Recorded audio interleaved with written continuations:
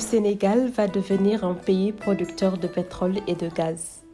Une découverte source d'espoir certes, mais dans les localités concernées, les populations, notamment les pêcheurs, affichent leurs inquiétudes.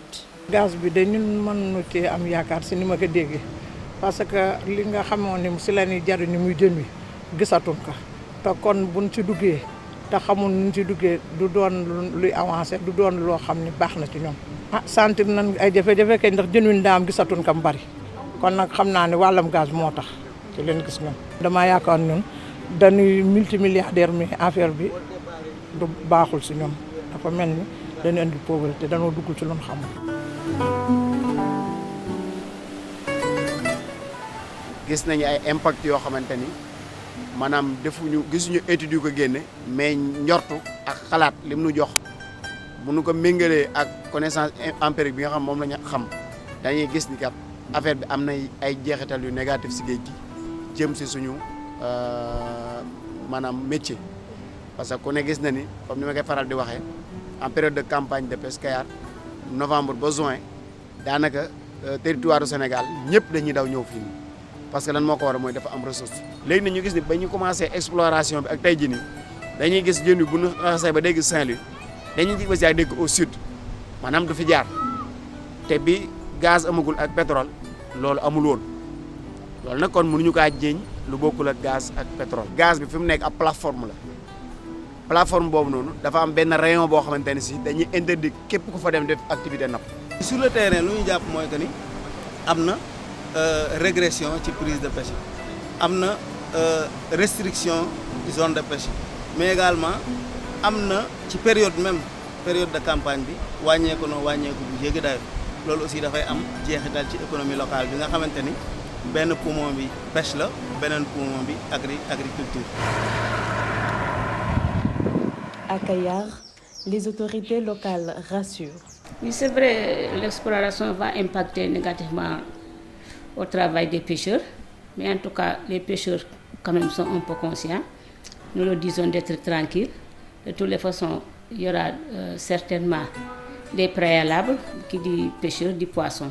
Et vous savez que là où on doit explorer le gaz, les pêcheurs ne peuvent plus aller là-bas. Certainement, ils ont peur de perdre les poissons qui ne viendront plus à cette zone. C'est pour cela qu'ils sont un peu inquiets, mais de toute façon, nous espérons qu'il n'y aura pas de problème, Inch'Allah. suñuy autorités yi nga xam ñoo jiitu seen gis-gis dafa soriwul au niveau local. Les maires ne sont pas préparés pour exploitation gazière bii nii. maires yi très souvent ay démembrement politique la ñuy doon président daal su bëggee lii ñoom duñu ramer à contre-courant te boobaa aussi difficulté bi muy jur mooy ñi nga xam ay citoyens lañ nekk si dëkk bi dañuy faire face à deux fronts pratiquement benn front bi mooy la mairie beneen front bi mooy le gouvernement. Kayar déjà sont des gens qui en général se forment en GIE parce qu'il y a le GIE des tailleurs et je pense que ceux qui viendront ici auront besoin de blouses par exemple. Aussi il y a des restauratrices, je pense qu'ils auront besoin de manger. Aussi on avait dit aux jeunes d'aller se former pour différents métiers par exemple tels que la plomberie et entre autres, afin qu'au lieu que les gens qui viendront ici aillent chercher d'autres enfants, je préfère que ces enfants soient dans notre zone, du moment que le gaz est dans notre commune. Cela laisse perplexes les acteurs de la société civile et autres experts qui s'intéressent à la question des hydrocarbures. Le Sénégal n'a pas développé ce qu'on appelle une évaluation environnementale et stratégique. Les sociétés ont bombardé un peu notre océan, entre guillemets. À un moment donné, vous aviez entendu les pêcheurs de Kayar qui se lamentaient du fait qu'il y avait des poissons qui échouaient au large de Kayar. Donc, à Sokone aussi, c'était le même problème. Donc, on peut dire que le premier impact, c'était le bruit dû aux ondes sismiques, aux opérations sismiques des compagnies pétrolières. Ça, c'est un premier problème. Le deuxième problème, ce sont les déchets qui ont été produits lors de ces opérations sismiques. Le troisième problème, ce sont les périmètres ou bien les surfaces qui ont été octroyées à ces compagnies. Ce sont des surfaces énormes. Avec l'arrivée du gaz, au niveau de ce territoire, on était à une production halieutique qui tournait autour de 2007 à 50 000 tonnes. Mais actuellement, ils atteignent difficilement les 20-25 000 tonnes.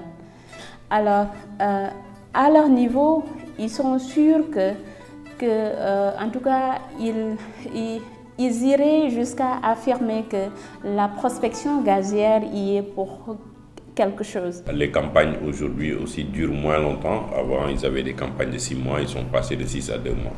Le débarquement en termes de poissons est très important à Kayar.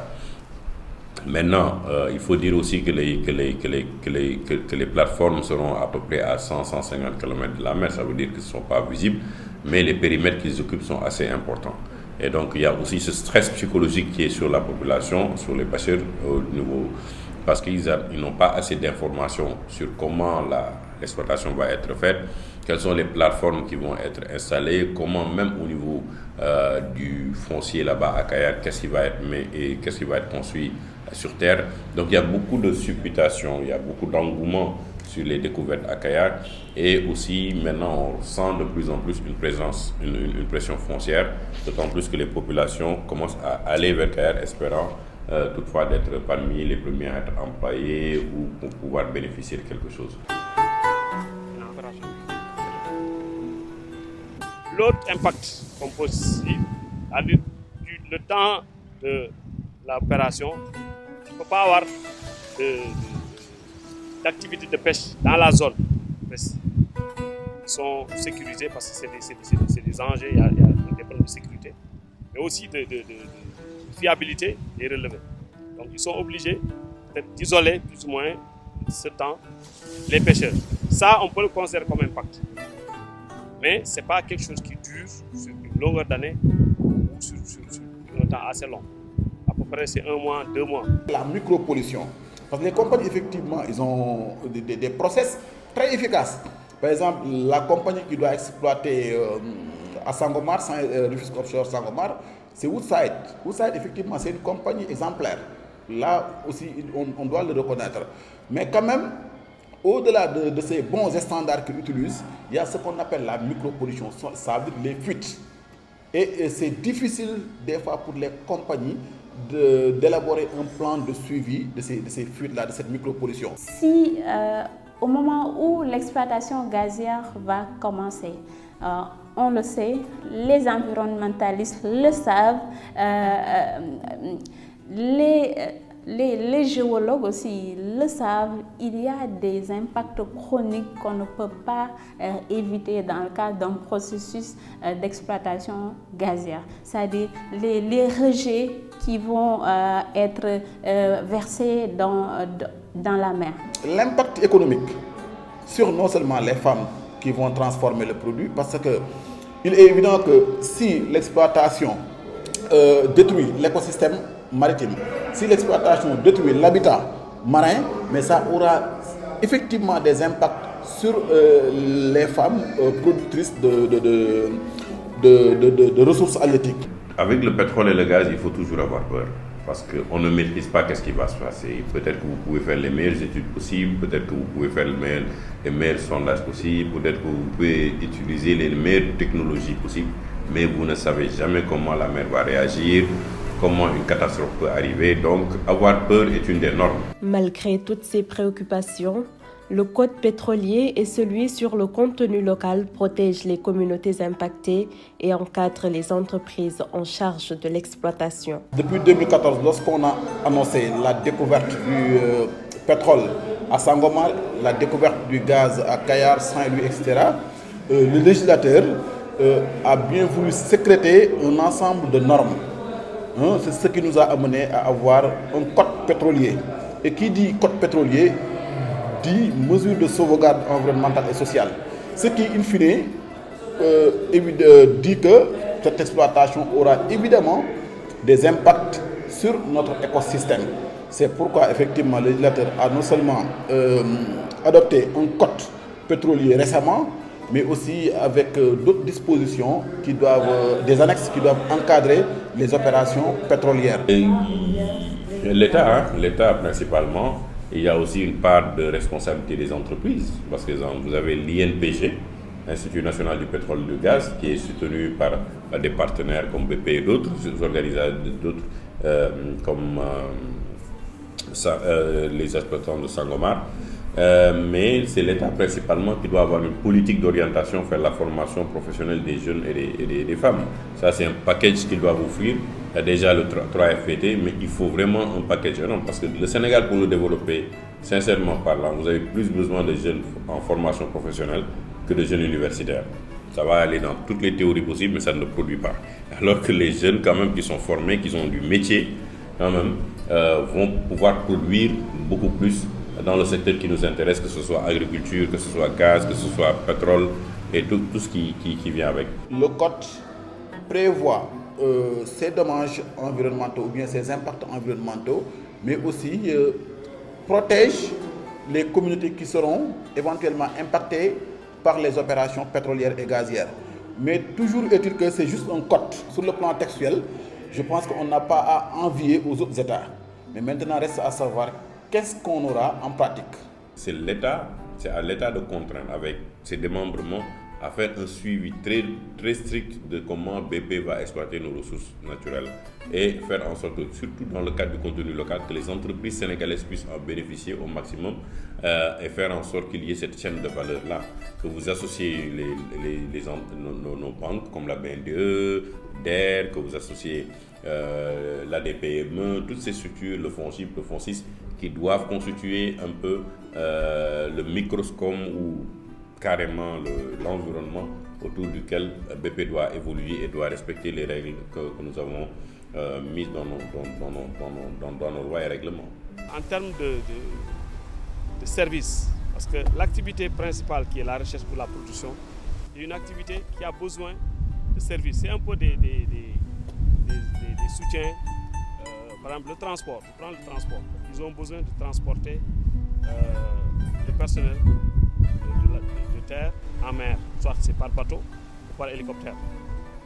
Ces services-là, si au Sénégal, c'est là où le Poukoune rural dit, si au Sénégal il y a de l'expertise, il y a des entreprises qui peuvent faire ça, on le leur réserve. Du côté de l'État du Sénégal, l'on soutient qu'en matière de pétrole et de gaz, il n'y a pas de risque zéro. Toutefois, il transforme cela en opportunité. Le risque, c'est quoi? C'est un potentiel danger. Mais si on a des méthodes, des outils pour pallier un peu à ce risque-là, on ne peut pas tomber sur ce risque. Comme on le dit également, il faut le dire, il n'y a pas de risque zéro dans ce secteur. Parce que le Sénégal, en Afrique, pourrait être peut-être le 20e pays producteur de pétrole ou de gaz dans le monde. Pareil. Mais on a rencontré pas mal d'accidents. Des fois, on le dit, le plus grand risque, c'est de ne pas prendre le risque. Parce qu'aujourd'hui, après tout, l'État du Sénégal a besoin de satisfaire les besoins en énergie, surtout sur l'électricité. Et quand tu as du gaz, tu peux produire beaucoup d'électricité et à moindre coût. Ça, c'est une opportunité. Et de l'autre côté également, tu as du pétrole. Pratiquement en ce qui concerne le transport, il faut utiliser les dérivés du pétrole pour pouvoir bouger. Donc ça, c'est des opportunités. Les entreprises, à l'instar de Woodside et BP, qu'on a tenté d'approcher pour avoir leur réaction, n'ont pas fait suite à notre requête.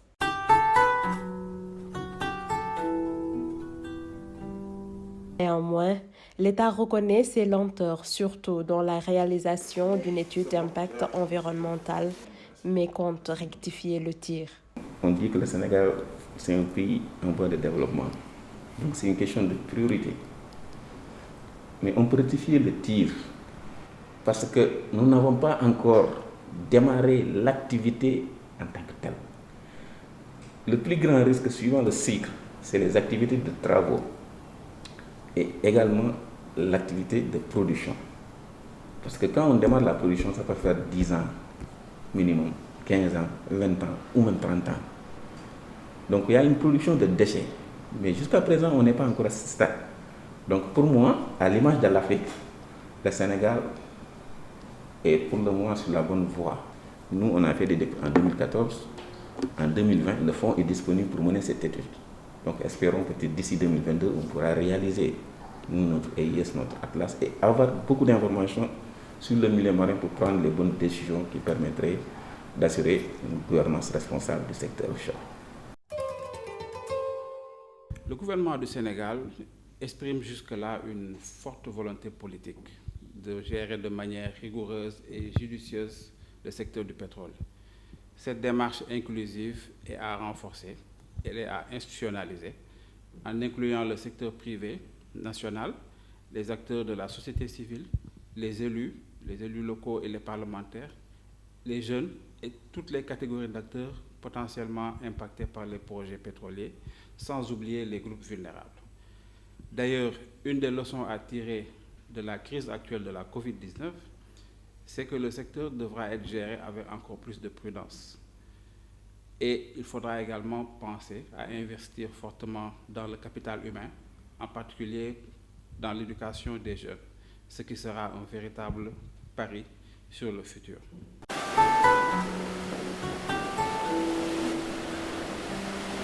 La découverte et l'exploitation du pétrole et du gaz posent une série de défis au Sénégal.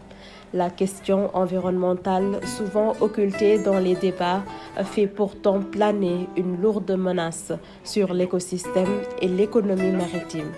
Les acteurs et spécialistes préconisent une étude d'impact, revendication déjà prise en charge par l'État du Sénégal, même s'il reconnaît des lenteurs.